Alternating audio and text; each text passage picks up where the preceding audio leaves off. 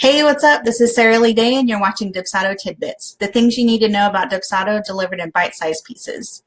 We've been talking about Dubsado's great features, and there are a ton of them, and they're all in one platform. But really, their bread and butter feature is their client and project management tools. So that's what we're going to talk about today. And there are several of these that we will actually go into more detail later in later posts. But for now, I just wanted to give a really quick overview of what these are and what's available. So you can keep track of bookings in Dubsado. You can actually schedule appointments using their scheduler, and those appointments can be synced into your external calendars.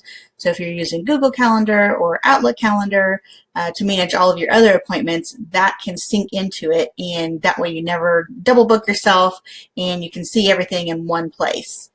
They also have client portals, so that's a place where you can keep all of your client communication and documents in one convenient location that your clients can access. There are task boards to keep you on track. Those can be shared either internally with your own team or externally with your clients. Workflows, these are probably my favorite tool that Dubsado has is workflows, because you can set it and forget it. It seamlessly delivers content and information to your clients, to your leads, and helps move them through your sales and onboarding process. Very awesome.